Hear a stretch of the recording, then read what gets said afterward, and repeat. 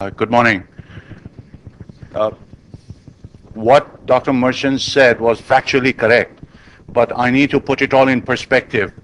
For me, whatever I've done was with an attitude of learning. Let me give you a little background about what I've been doing. I'm basically an engineer. I've done my engineering in mechanical engineering, and I was destined to go into the corporate world, which I did. I stepped into what was at that time called Telco. Today it's called Tata Motors in Jamshedpur.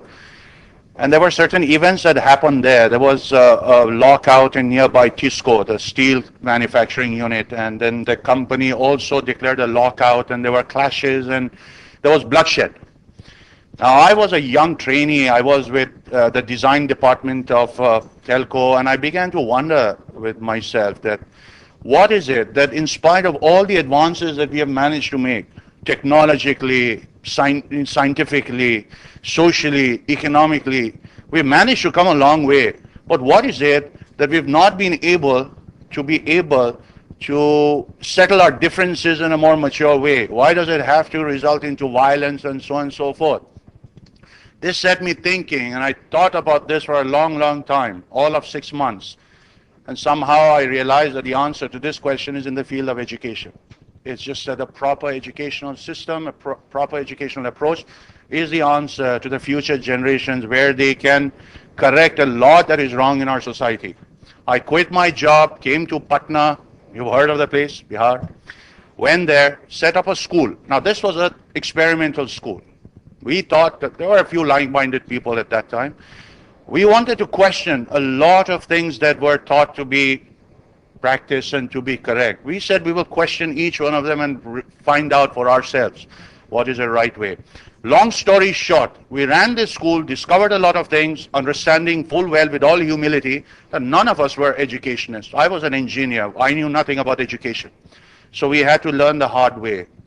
Discovered a lot of things, and then we packaged whatever we learned, and then I got into teachers training.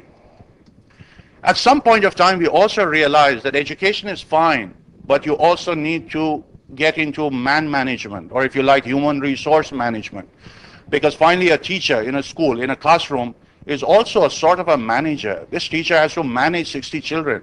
So communication comes in, motivation comes in, crisis management comes in, a whole lot of things that a manager is supposed to do. That's how I got more involved in corporate trainings, and again, it was a learning process for me. Did that for a number of years in India and internationally, and now what I am doing as a principal of this school is bringing everything together. The educational aspect of what we have learned, and the administrative and managerial part of what we have learned, and see how it works in real life. So Mr. Merchant has been very kind to give credit to a lot of things that he just said, but actually it's a learning process. So I'm greatly thankful for circumstances who have allowed me to do all of this. Coming to today's topic, it's a very unique one. I wonder how many of you have ever heard of this thing, this whole concept of leadership without title. It's a new concept, not really a new concept. This particular title is new, relatively new, but the concept has been around for a long time. And we'll talk about that. But frankly, let's first talk about leadership. What do we understand by leadership? Now, there's been a kind of a discourse going on, whether leaders are born or leaders are made or so on and so forth, and what is the difference between a leader and a manager, and can a leader be a manager, can a manager be a leader, all sorts of things. But really what we need to do is keep things simple. It was mentioned yesterday, if you were there, in one of the presentations, the last thing that the gentleman said was keep it simple, and I agree with that. Unfortunately, we have complicated everything for ourselves. Look at HR. Look at one of the simplest HR manuals. The layman will not be able to understand what is written there because of the technical terms that have been used, because of a lot of processes and a lot of jargon and a lot of other things that they have brought in. Somehow we feel we are very smart doing that. Well, it's not at all smart making simple things very complex. For example, leadership. Do you know they have categorized leadership into something like 50 types? 50 types, and then there are several subtypes of leaders in terms of leadership styles and so on and so forth. In reality, what we have done is we have fragmented our knowledge. And fragmentation of knowledge is not a very healthy thing, it's a very dangerous thing. You should be able to have a sight. You should be able to see the total of reality as it exists. So let's focus on leadership for a while. What do we mean by leader? Who is a leader? And what I'm going to propose today is that there needs to be a paradigm shift in our understanding of leadership. Ask yourself, who do you think is a leader? Now, let's not talk about political leadership here. Let's talk about corporate leadership, because that's our cup of tea. Who, according to you, is a corporate leader? Create a mental image for yourself of a corporate leader. Now, we'll be discussing about that. And what are the significance of that? What are the advantages of having such people around for the organization, for the workforce, and so on and so forth? And from there, we want to bring down this image that we have in our minds into a more manageable level. Right now, our leadership concepts are unmanageable, which is why we have very few leaders to draw upon. And that's not a healthy thing for the corporate world in India. How many people can claim to become Ratan Tatas? And that's the best type of leadership that you can ever imagine. But how many people are there around? Now, don't all companies deserve to become Tatas?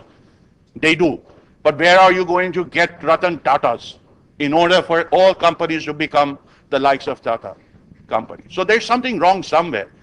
We need to simplify our understanding in order to have a wider pool of such leaders to draw upon to help our companies. Again, I don't want you to dwell upon Tatas and Birlas and Reliance and so on. Let's come down to our level, to our own textile companies, or what you are doing yourself. Let's keep things at that level for now.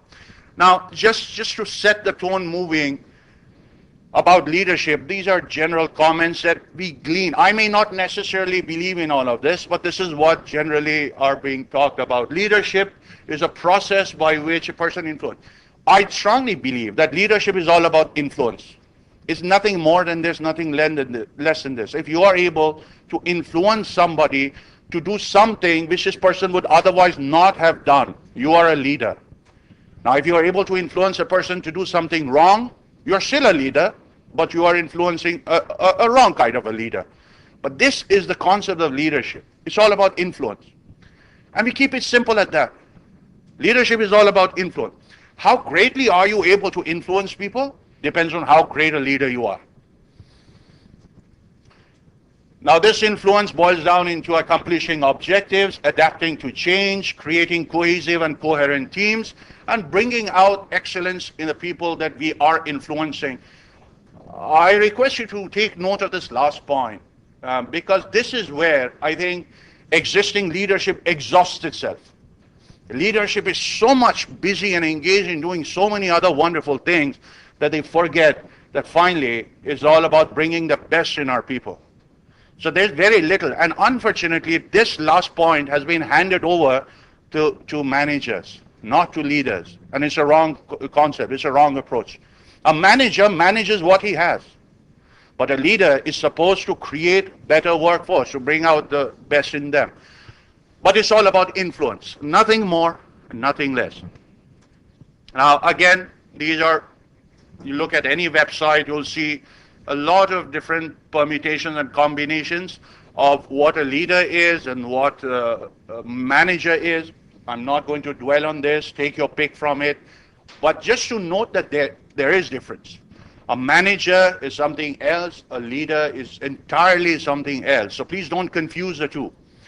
A leader may be also placed due to circumstances in managerial positions, but it does not mean that both are the same. So I'll just dwell here for a while till you pick up what you like from here.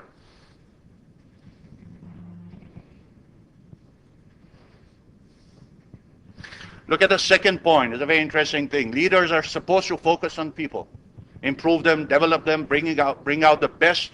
Managers focus on systems and processes. The people are taken for granted. They are there. As long as HR has given me this set of workers, now I have to manage them and get the work done. And I have to get it done properly and on time. Managers are all the time struggling with timelines and things like that. So their focus cannot be on development of their people. Now, that's where leadership comes in.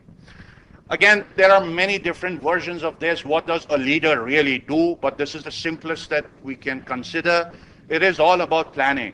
You need to have strategic planning. You have to have a vision. Now, planning starts with a vision. You need to have a vision of where you are at today. The smallest of companies to the greatest one cannot afford to neglect this.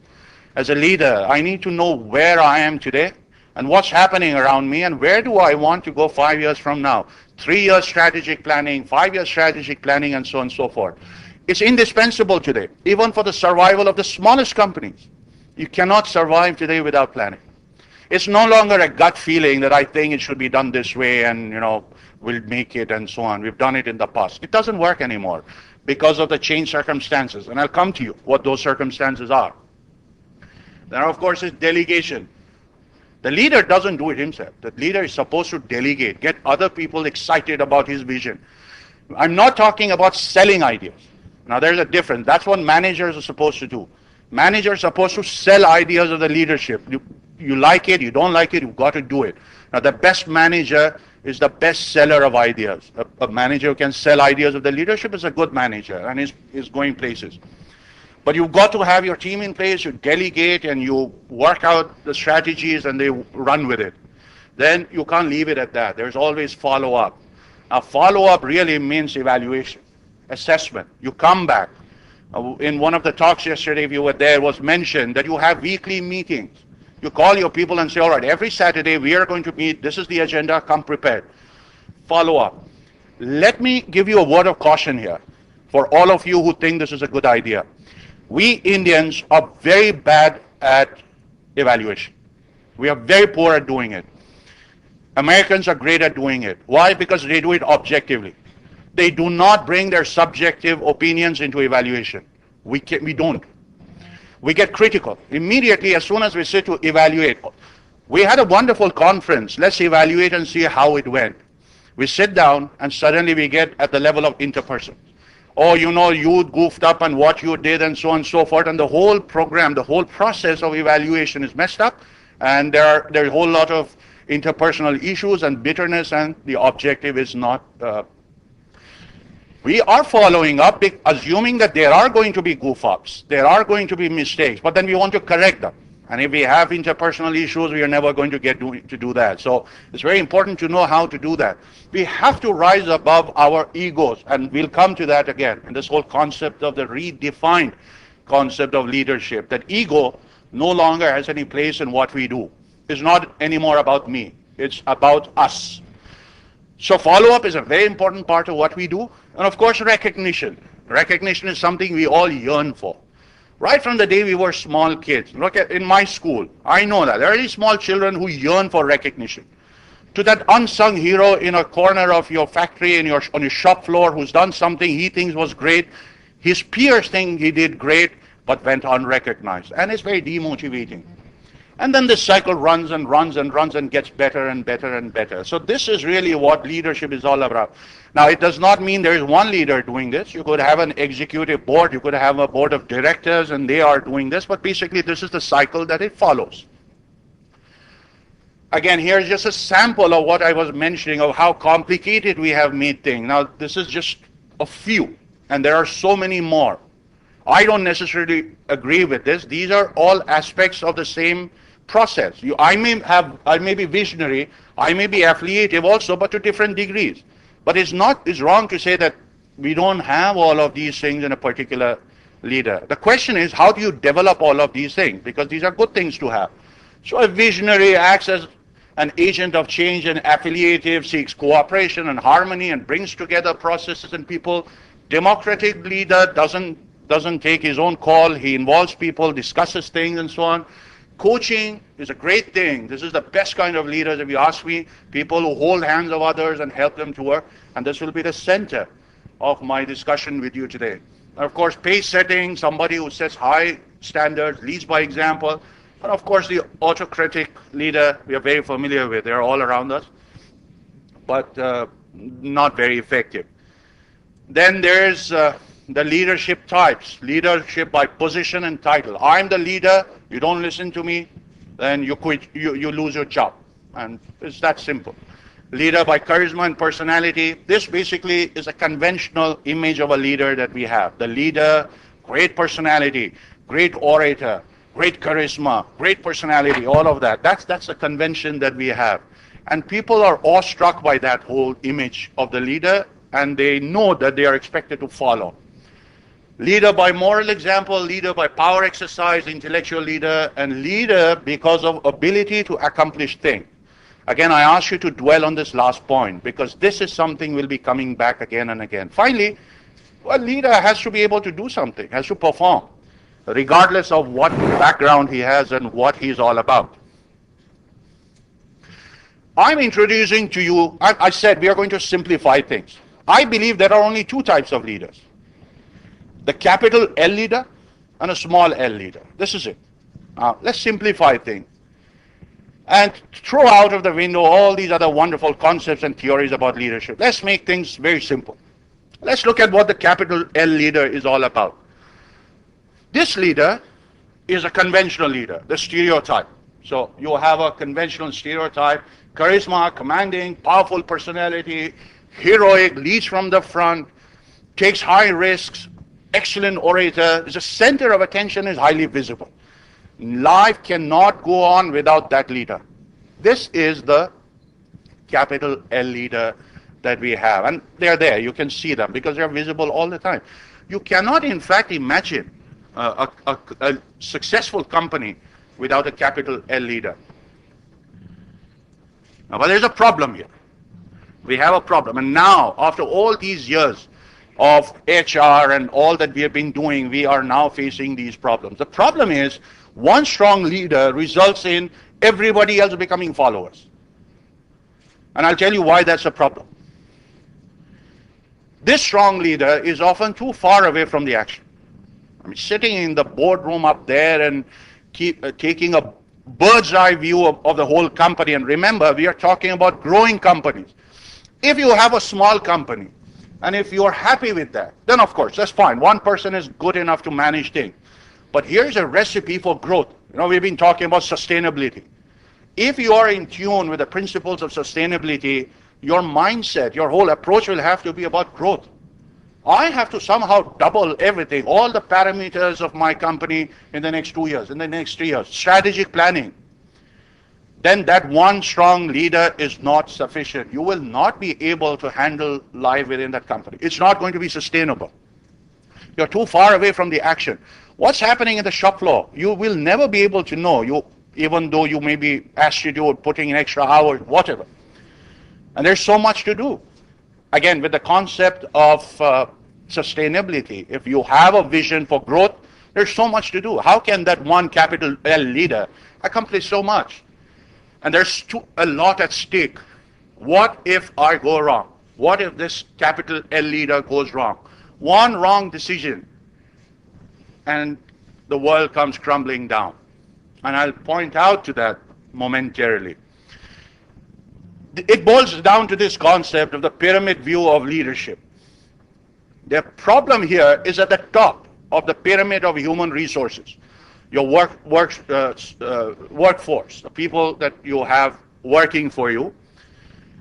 At the top, you have great figures, very clear. They have the vision, they have strong values, high risk, they know what is right, they know what is wrong, they're very bold, they lead by example, and they have set out to change the world.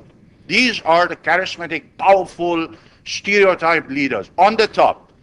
Nothing wrong there. In fact, if you have them, you're very lucky. There's nothing wrong there. But the problem is, what about the rest? Our leadership principles and theories say nothing about the rest of the people. Actually, they are silent, assuming that the leader will take care of everything else. Now, this works to our disadvantage. I'll come to that. You see, this is the problem with the pyramid view of leadership. Most of the people that you have on your shop floor, your supervisors, your foremen, whatever you call them, these are the people who are not set out to change the world. They don't even see themselves as leaders in leadership roles and positions. They have been given a task to do. They've been given a job. Hopefully you have described the job description in writing. You have given it to them. And they're doing that as best as they can. Nothing more, nothing less. This is what I'm being paid for. This is what I'm doing.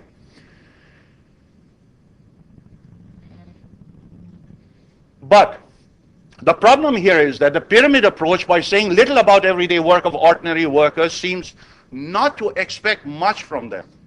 In effect, by positioning that capital L leader in your organization, what you're saying, without saying it, is that the rest of you follow him. Do your job and follow him. This worked till now. Up to this point, this is where we have come with this concept. This current paradigm of leadership has brought us till here. The question we have to ask is, now, is it enough? Where we are at, is it enough now? Or do we want to go further? The principles of sustainability indicate that definitely we have to go further. We are just 3% of export of apparel and textile in the whole world. And there's a lot of ground to be covered. So, is it enough from today onwards to expect the people to do just what they are expected to do? What their appointment letter and their roles and duties description says? You are to come at this time and you've got to supervise these number of people, make sure the machines are working okay. At the end of the day, clean up the shop floor area and go home. Is it okay to just expect, will you be satisfied if an employee does just that as much as you have asked him to do and nothing more? My suggestion is no. You should no longer be satisfied with that because your company is going nowhere. It's not going anywhere beyond where you are today. And that's the problem with this concept of leadership that we have. Not to say that you don't need these leaders. We'll come to that later. But you have to start thinking about leadership roles for the rest of the workforce. And that's the whole concept of leadership without title. Now, these are difficult times. And you know better than I do. These are difficult times. Economically, we are facing another potential recession. We've just come out of one. Another one is staring at us again. Not so much of our making, but more of Europe and US and all the mess that's happening in the West. And we suffer because of their shortcomings and because of their wrong policies and so on. Now, this is what is happening today. As of today, these are relevant for us to understand because you need to re-strategize. And you cannot say, all right, this will blow over. The recession will come, our sales will dip, we will not make so much money. So, okay, then it'll become all right and we'll make up for it. Maybe not. Maybe there is a way of not allowing sales to dip and actually readjust and do things differently. But let's recognize the challenges that exist today. Dramatically turbulent times. Look at what is happening to the share market today. It's amazing. I've never seen such fluctuations. Inter-day and intra-day fluctuations. Rupee value is going nowhere. Gold and silver are going up and down like crazy. It's never been like this. Even in the worst of times, it's never been like this. Now, we should worry.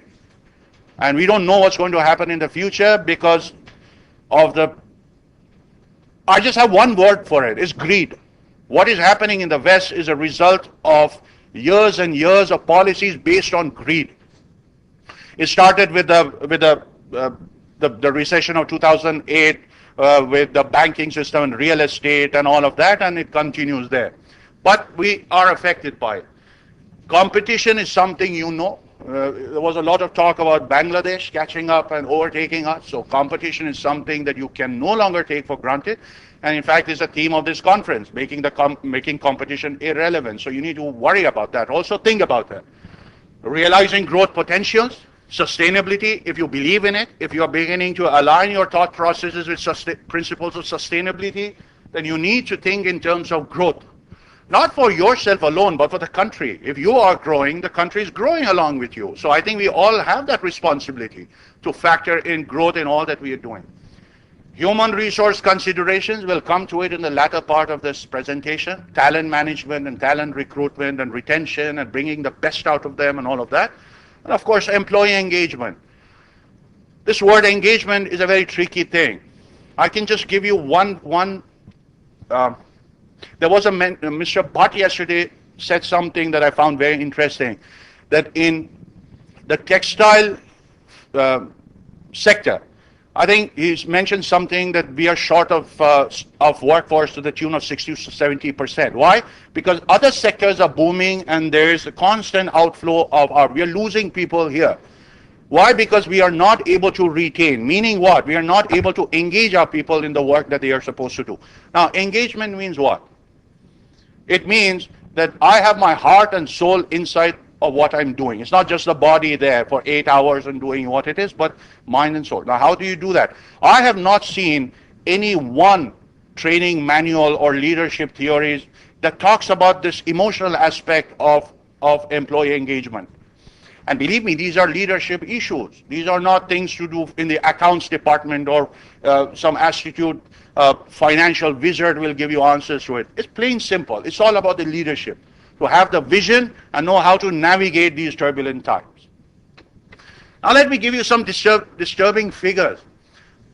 On the internet, Wikipedia, this has come from there. You check it for yourself. These are numbers of failed businesses internationally. These are failed businesses, companies that have shut down since 1980.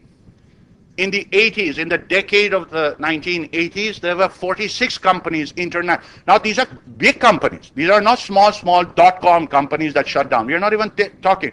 Wikipedia had a benchmark of several $1 billion. So these are big companies.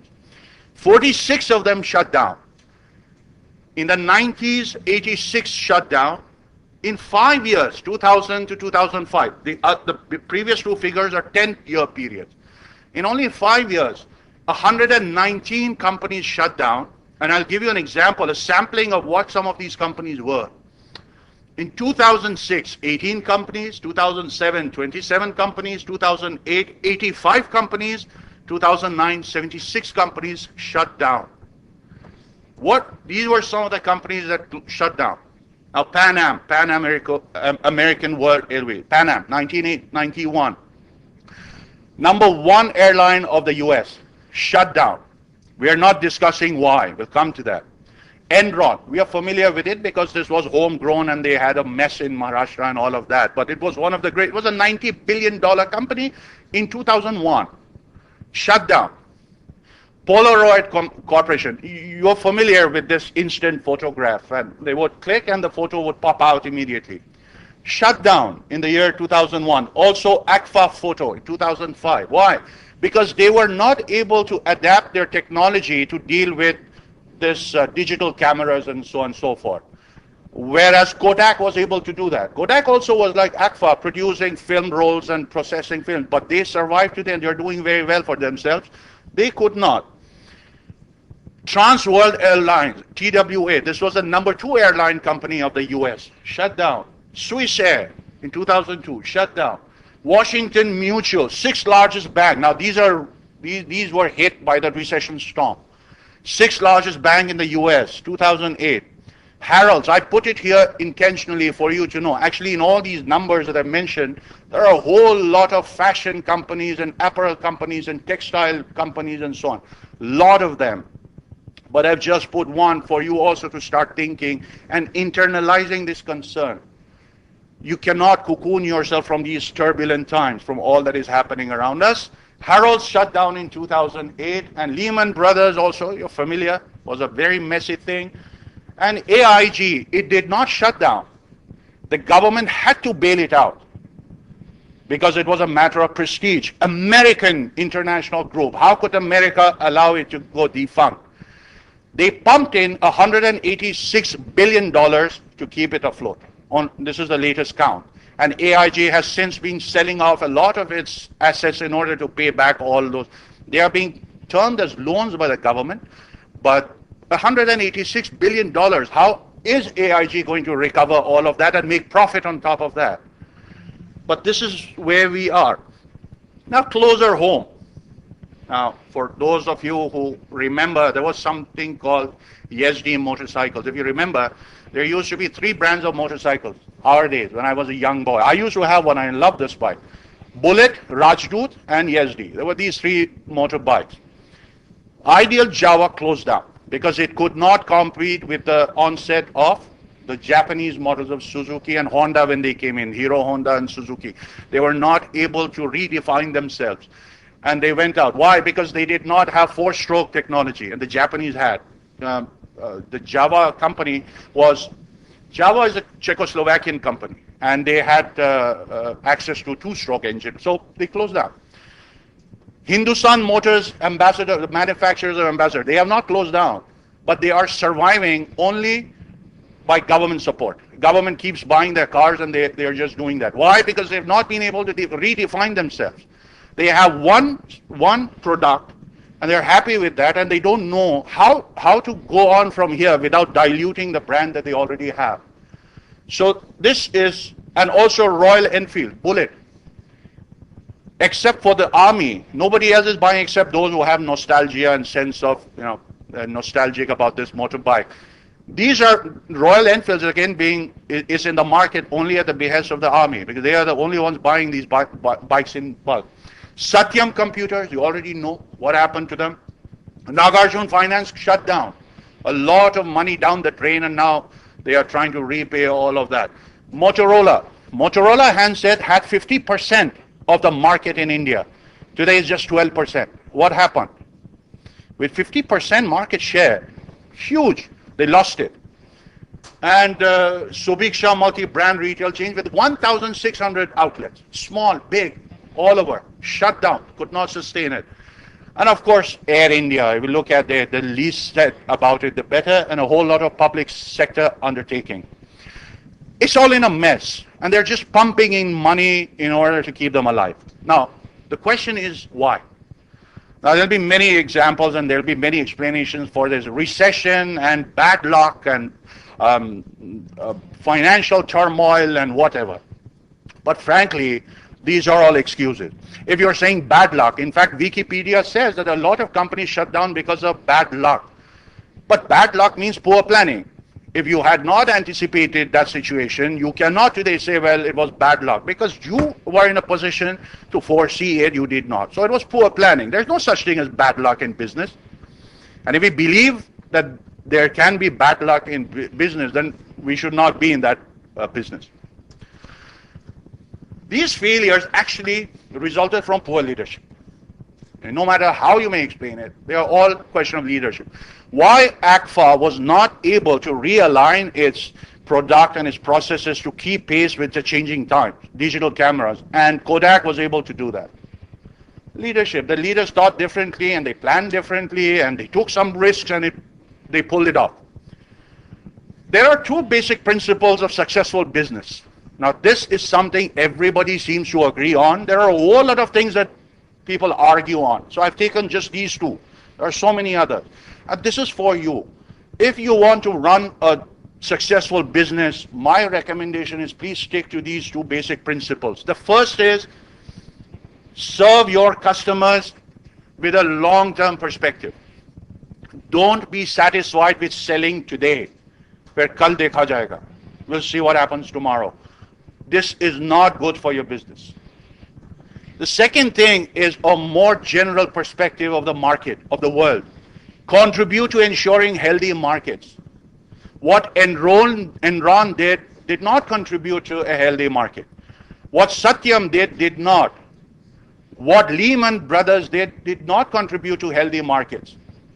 Now, if the market gets murky, if the market gets all messed up and dirty and infected, you are not going to be able to make money. It's your responsibility to make sure that the market is healthy. It is very healthy, and that's where ethics come in. We will talk briefly about ethics later on. But to my mind, really, these are the two basic principles of doing business. It's not only about me making money. By all means, make as much money as you can. But please make sure that the market remains healthy without making it murky, because then you will suffer and everybody else will also suffer. So, the ground reality is this. And I'm sticking out my neck by saying this, and I'm waiting for the proverbial sword to cut it off. The old model of leadership is dead because of all of this. It is dead in the sense that if you want to go ahead from here, then you have to discount this and look at other patterns of leadership, other models of leadership. And I'm here to present only one of them before you. The old model of leadership that I'm talking about, where the managing director or the chief executive officer on the top is shouting orders to everybody and yelling at them and expecting compliance and immediate compliance. This kind of thing will not get you anywhere beyond here. This is where you are. If you're happy with that, fine. But beyond here, this is not going to work. You have to look out for different models of leadership. Now, let me clarify something for you. This does not mean that you don't need these capital L leaders. You cannot survive without them. They need to be there. They need to sit down and plan. They need to have the vision and percolate that vision down to everybody else. But you need to add to this. Please understand that I am not saying in the least, the whole company will fall apart if you don't have that. But you have to have them. But it is not only the executive team that shows leadership. Now this is where I'm going into the main subject here. Look at what it says here. Every single employee. Now when I say that, if you are entrepreneurs and you have your own companies, please think about some of the people who are working for you. You may even think about names and faces. Think about them. They are the ones I'm talking about. Every single, the sweeper, whose job is at the end of the day to sweep the shop floor and go home. The watchman. These are the people I am also talking about. And write up the skilled workers and the designers and the cutters and whoever else you have. Every single employee, whether at the front line, shop floor, in the IT, in HR, need to show leadership within their area of responsibility. I mentioned to you that you can no longer be satisfied with what your people are doing just because you have asked them to do this and this is the only thing they're doing. No longer. You cannot be satisfied. In your mind, you have to expect more from your people, and this should be put across to your people. That, all right, you are coming here as a cutter, you are coming here as the shop floor manager or supervisor, but I expect you to assume roles of leadership. And of course, an orientation of 1 hour is all that it takes to tell him what you expect him to do in terms of leadership. Please no longer be satisfied and content with what your people are doing because they are doing what you have told them. There's more that they have to do. Real leadership is not about dominance and control. Now, this poor fellow sitting in the workshop, in the shop floor and doing his thing, is not going to control other people and influence them. But he will lead. How? We'll come to that. Let's go back to the original definition of leadership. We said leadership is all about influence. So by that definition, if any person is able to influence somebody else, has to be a leader. So why only the capital L leader? No doubt he influences, and this capital L leader influences in a big way and makes great contribution in influencing people and aligning them with organizational culture, organizational demands and processes and all of that. Great. But can these other people working for you also assume roles to influence each other? Now that's the question that I'm putting before you. That's the whole concept of leadership without title. I don't have a title. I'm not a leader. I'm just a worker. I operate this machine for 8 hours a day. But then I'm able to influence the people around me, positively helping the company develop. I think this should now be your minimum expectation. Not just doing justice to their terms of reference and duties prescribed. It doesn't work anymore. If sustainability is going to be your catchword from now.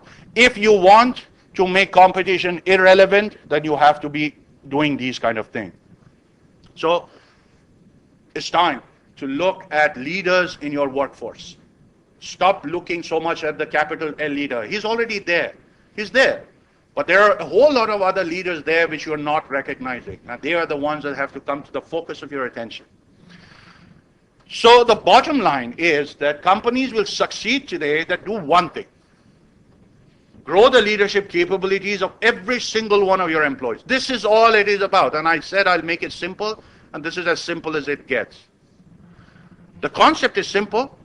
The process may not be so simple because it's a new concept. We have to find out what is the intended input, what kind of training you need to give them, what kind of exposure you need to give them, what kind of recognition they require, what kind of orientation is required. All of that is a work in progress. But so long as you realize that this is something that will get me further, then that's a start.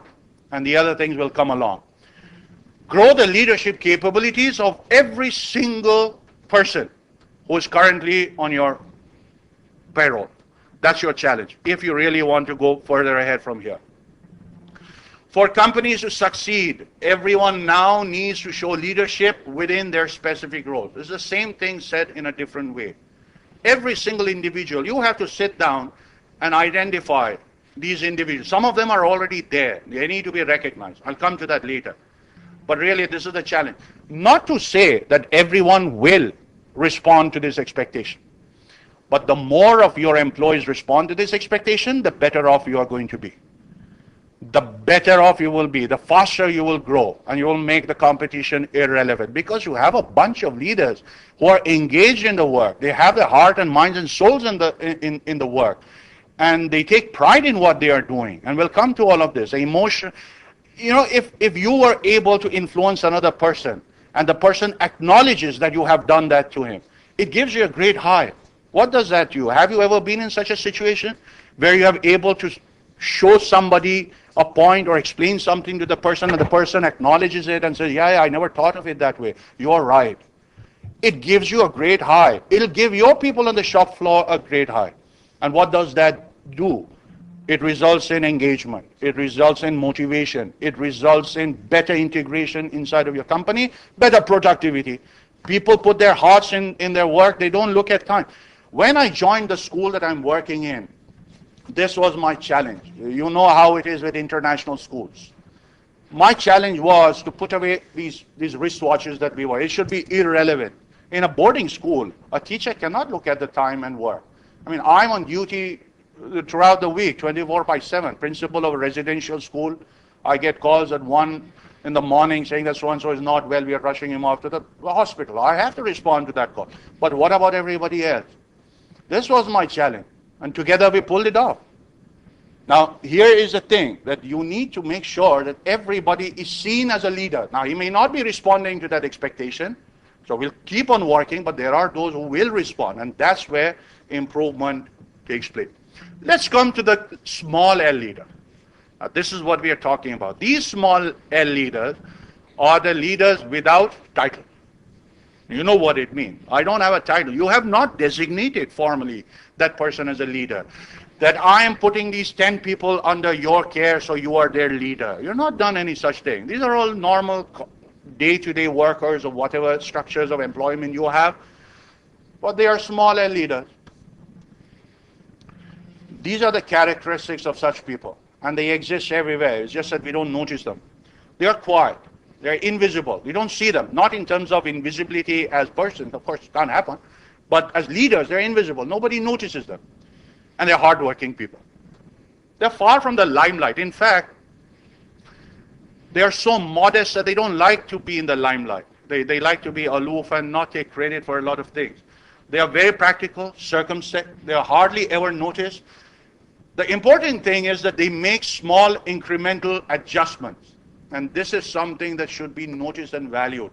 I'm going to dwell on this point a little longer. What we are saying here is that you have to make a choice. And we'll come to it later again. The choice of whether you prefer for your company a leader who will make your company take giant strides forward, but it's not going to happen every day. Most of the time this happens when there is a crisis. When there's a problem facing us, this leader does something magical and puts together strategies, and the company takes a giant step forward. Do you want this?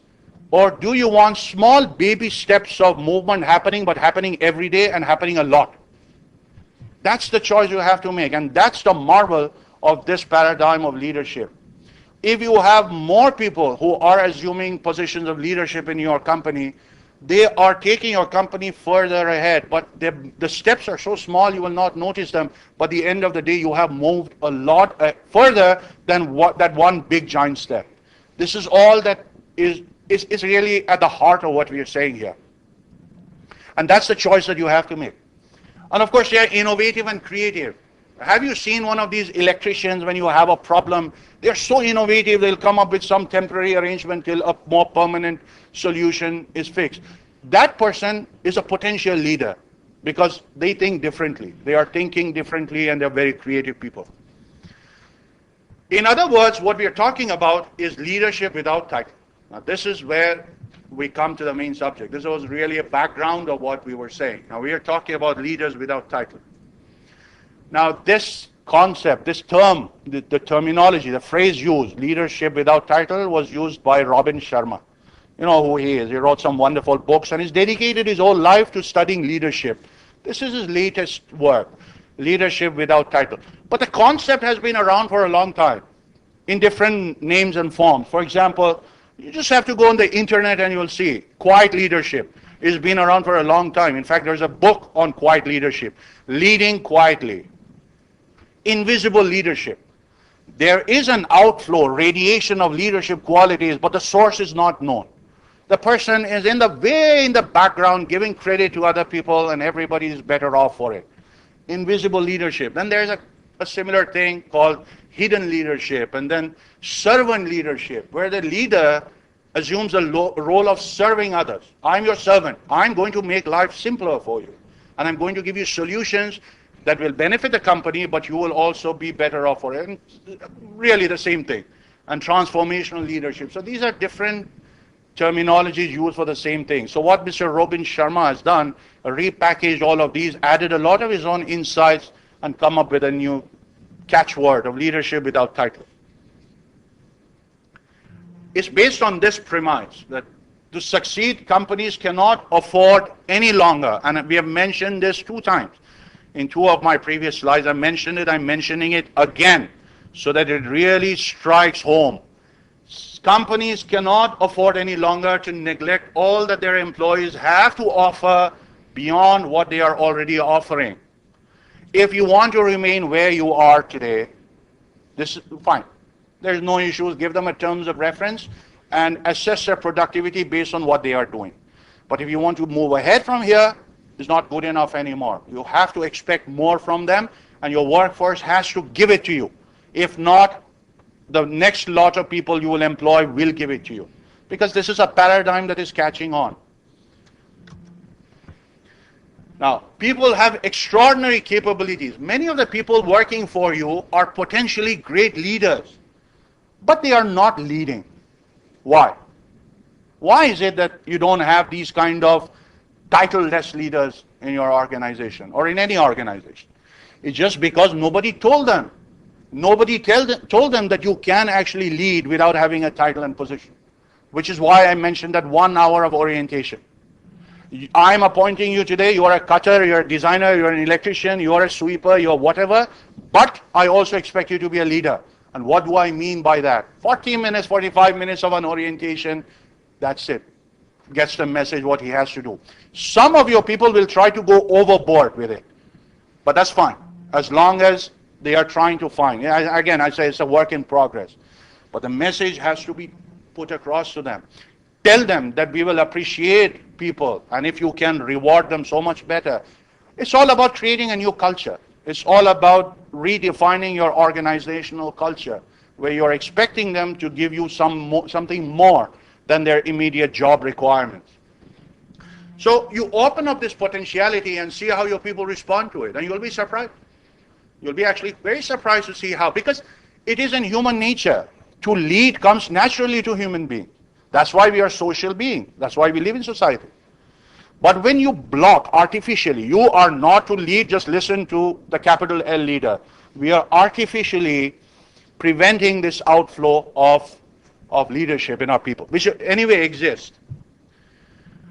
Now, leadership is not about titles.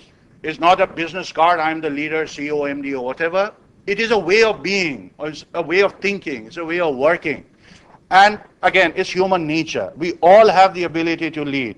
All you need is a crisis in which to realize that you are all leaders. All the people working for us are leaders. They will all come up with different solutions. Maybe not the best, but they have it in them to lead. I mean, if somebody offers you a solution, isn't that an aspect of leadership? If somebody is able to resolve a conflict happening next to him, isn't that an indication of potential leadership? What else do you think? Now, these things are easy to see because we have stopped looking at the capital L leader and the characteristics of that. Once you take away your sight from that momentarily, you'll begin to see a lot of leadership traits in the people that are working for you. Now build on that because you'll be better off for it.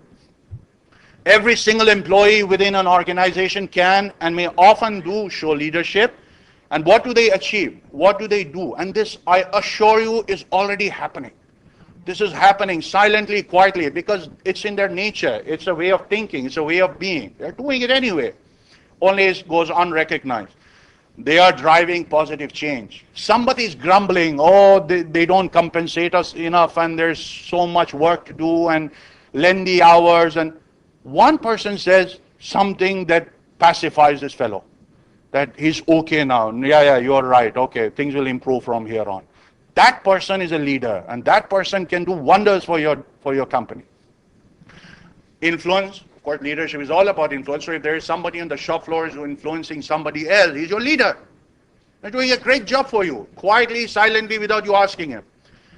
He shows innovation because leadership is again is all about innovation, out of the box thinking and so on. And stand for excellence. This is the person who is able to promote excellence among the people around him without being asked, without being assigned a responsibility. These are the people we are talking about, and you should be looking out for them. Now imagine, it's a human ability. Human beings can imagine. So let's imagine your company. How would it be if an increasing number of your people assume these kind of roles? Who can actually influence other people positively, resolve conflicts, bring about excellence in the work, in people around them, silently, quietly, incremental steps, one at a time. Think about that. Imagine what would happen in an organization if every single person, now this is a hypothetical situation, every single person will not be able to do that, but an increasing number of people show leadership within his or her area of responsibility. Where would your company be today? Imagine. So the lead without a title message really is all about personal responsibility. It's about ownership. It's mine. This is my job. I have to do it to the best of my ability. And I have to make a difference. This is all it is. Assume more responsibility. Now, who is this leader without a title? What are we looking at? Or let's say, what do we expect? If you find one, chances are these are what you will find. Obviously, they do not make high-stakes decisions. That's for the capital L leader. This poor fellow down there, how is he in a position to make earth-shattering decisions and so on? It's not going to happen, and should not happen. They are often not at the top of the organization. In fact, you'll find they'll be somewhere down the hierarchy and in the pyramid, way down. They don't have the spotlight on them. That's why they're invisible. And they're very modest. These people are modest. They don't like to take credit. In fact, I think this is a good parameter to search for these people. Look for modesty. If you find a person who's very modest in your company, chances are this person is a potential leader. This person will have a lot of leadership attributes because does not want a lot of things. They don't often even think of themselves as leaders. They don't. And that's a good place to start with. They act quietly and effectively, making things. This is important. This is something you need to think about. What does this silent leader do? What does this leader without a title do? They make things better than they were before. That's what they do. That's how they contribute to your company. They act quietly and effectively, making things somewhat better, sometimes much better than they would otherwise be. Very quietly, without taking credit for it, internally they are helping, they are contributing, going beyond the demands of their immediate tasks. Now where are they? Where are these small L leaders? They are everywhere. They're here. They are in your companies. They are in the shop floor. They are at all levels of your human resource pyramid. They're there. Because again, we said leadership is not a title. It is a way of thinking. It's a way of being. So they are there. Such people exist.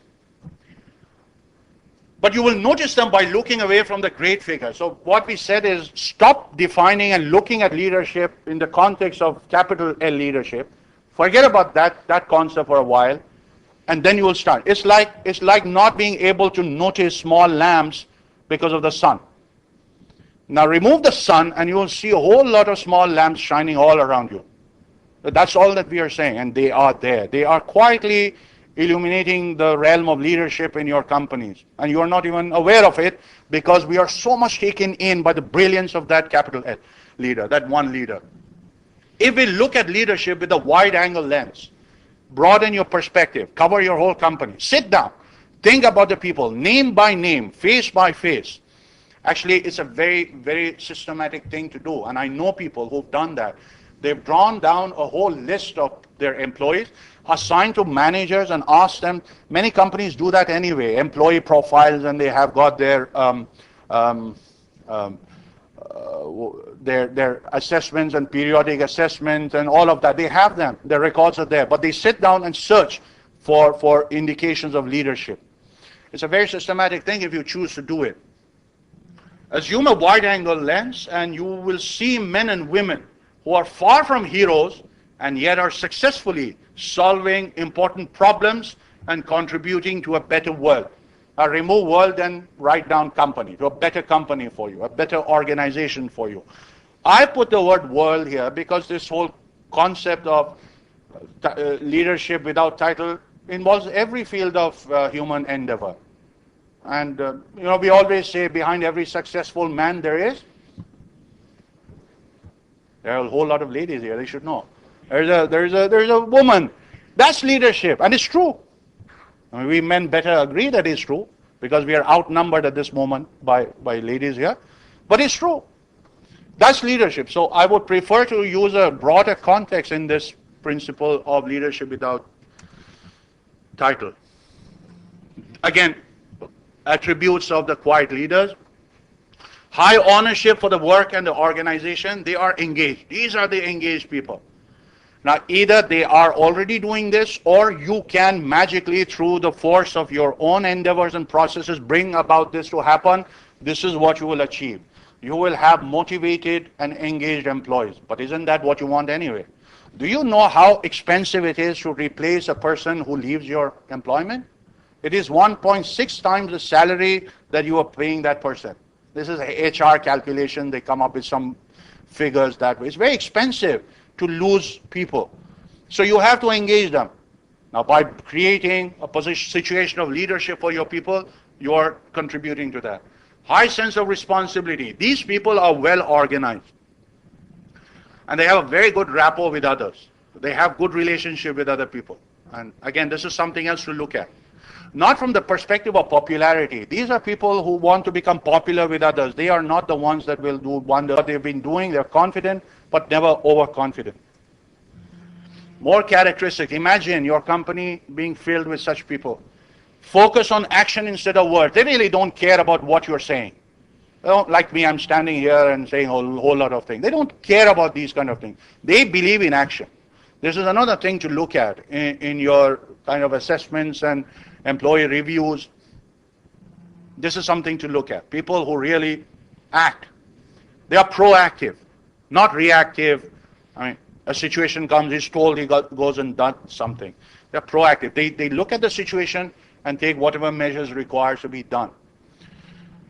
They're understanding, helpful, open-minded. They have likable and relatable personality, approachable, easy to talk to.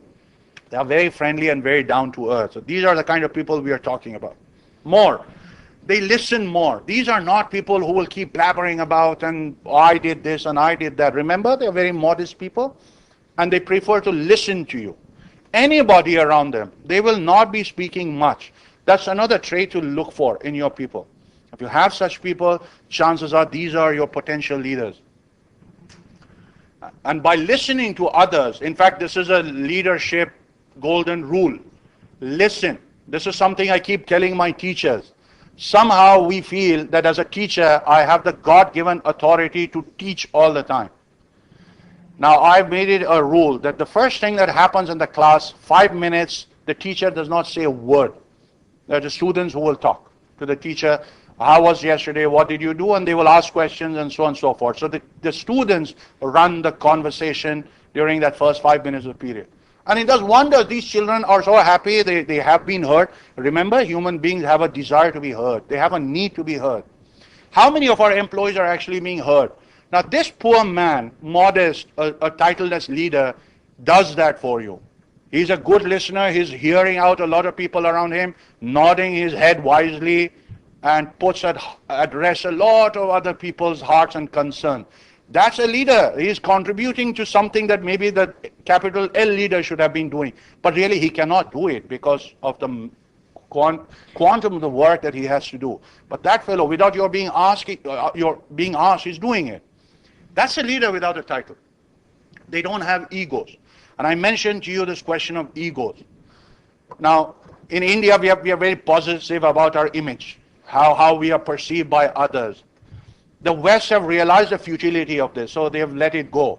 There's a lot of backslapping and a lot of ribbing, all of that happening across the employment pyramid. And they're better off for it. So they're better relationship, not very formal and the kind of respect that is expected and all of that. The more these hierarchies are flexible and done away with, the better off we are. So these egos are under check. And what do we mean by that? It means relating success and failure to my self-worth. Oh, I failed, so now that means that my self-worth has gone down. What will Baki log kya sochenge? There's this catchword we keep talking about. What will others think of me? Now, where is this question of me? All right, I made a mistake, so let's fix it. This ego has to go out of the window. And these people don't have it anyway. And it's a wonderful thing not to have. They keep calm and cool under pressure. They have no trouble admitting mistakes. Now this is something, again, all of us should have. I mean, a leader should come and say, in the board of directors, across the shareholders, everybody come and say, friends, this was my decision, and now in hindsight I realize that it was a wrong decision.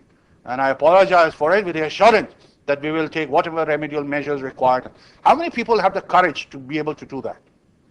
These people have. They come and say, "Arey, galti ho gayi. Next time we'll do it better. Next time." Puts a lot of people's heart at rest. And what is important is the last point. It is their character that sets them apart, not their tactics or style or whatever. It's natural to them. It's who they are that makes them stand apart. So these are the people who potentially can work marvels for you. This is it. How can you be benefited by such people? If you find them. I'm not saying if you have them, because you already have them. I promise you, you all have them. If you manage to find them, this is what it'll do for you. Looking beyond the charismatic, inspirational, and aggressive few expands options for availing more leadership. I mentioned it to you. Why don't we have enough Ratan Tatas in order to have more Tata companies? You cannot. Such people are 1 in a million, and they are made out of years of experience and whatever it takes. But then, if you lower your vision of who you define as a leader, you are creating a larger pool of potential leaders. And that's the trick. And you already have them. Recognize them as leaders, gradually groom them, and you will have an increasing supply of leadership, organizational leadership, right from the shop floor to the top boardroom. And that's the trick. That's what this approach will do for you. It cultivates an engaged workforce with healthy sense of belonging. Because when the work is done, they say, we did it. It's the quality of the silent leader. He does not take credit for what is happening. Always gives credit to the others. So they are happy. Oh, we did it. We managed to do this, and they feel proud. And they are engaged in the work processes, and you'll be better off for it. A very good thing is that leaders build other leaders. These small L leaders, they are building. Why? Because coaching comes naturally to them. Arey, aisa nahi karte. Don't cut it like this. Cut it like this. Without being asked. He is creating new leaders. And there are other people who will try to follow this man. They will lead, or lady. They create. Now, coaching is one of the elements of leadership that is missing in our system of leadership today. Coaching, you're aware of it. There are professional coaches who are paid a lot of money to come inside companies and coach people, to help them align themselves with institutional processes and whatever it takes. But you don't have to. They're there. There's a small L leader who is a potential coach, and he can take care of other people without really you're structuring it and formalizing it. Small incremental acts of leadership more powerful than one big bold leadership move. I mentioned it to you. You have to make this decision.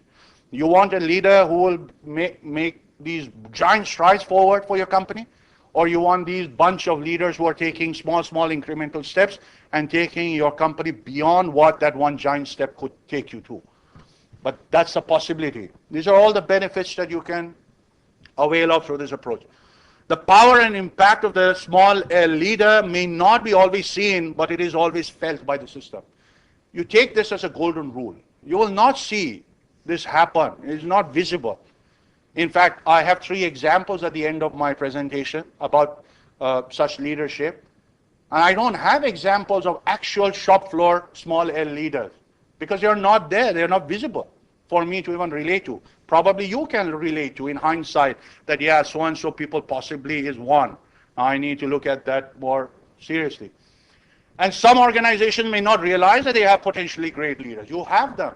Groom them. Leadership. Today, for survival, there are 2 things that no company can afford not to have. One is creativity and innovation. There are some companies today that if you apply, General Electric is one of them. Intel is another one. There are these big companies. I want to work for you and I want to apply for a job. These companies will not take your CV and application. They will direct you to an online test. There is an online test that you have to give, 25 or so questions. This test is all about test of creativity. They have their own parameters and their own tests, and they will test you for that. And then they will, when this comes to them with their report, with your CVs and everything, then they take a decision. Why? Why is creativity and innovation such an important thing today? Because of this competitive nature of the market today, there are more questions than there are answers. You know, you should be looking for people who are willing to offer you answers for these questions, if you are to make competition irrelevant. The second thing is leadership. You cannot rely to those 1, 2, 3 major big leaders that you have anymore. You need more of them. These are 2 things that can be regarded as recipes for success: creativity and innovation, and leadership. So you have them, recognize them. And what can you do? Here is what you do from here. This is my recommendation to you. Look for these small L leaders. They're there. Look for them. How systematic can you look so that nobody goes out of your gaze? That's up to you. There are systems by which you can do that. Through your appraisals, through buzzword. Actually, if you just spend some time talking with the lowest rung of your employees, you will come to know. They will be discussing a particular name often. That's the guy. That's the silent leader because of what he is doing, because they are influenced by that person. Look for them, recognize them, acknowledge them, and value them. And I'll go further and say reward them. Empower the small L leader employees. Leadership does not happen by force, but by giving responsibility and releasing control. That 45 minutes of orientation is enough. For a new employee, you tell them, or today, you go back and say, all right, we are starting a new project in our company. I want you all to become leaders. A 45-minute orientation for them and see how it works. And then keep an eye and look and recognize and acknowledge them and so on. The heart of leadership is developing others, is coaching. And change the way leaders are seen in the organization. So you should let it be known by your valuing them, by your recognizing and acknowledging them, that you have redefined the whole concept of leadership in your company. So more people will feel encouraged to step forward with leadership roles. Initially, they will be reluctant. And please understand that changing organizational culture is one of the most difficult things ever. It takes a lot of time. But once accomplished, life becomes easy for everyone. For example, the organizational culture of coming on time. This is something in India that we've always been struggling with. But by some magic and miracle, if you're able to create a culture then you don't need checks and balances. You don't need these swipe cards, and you don't need electronic log entries of who came and went. It's a culture. It's unheard of in our company for anybody to come late. Becomes very easy. But then creating that culture is very difficult. Now, you need to create a culture in your organization where leadership paradigms are redefined.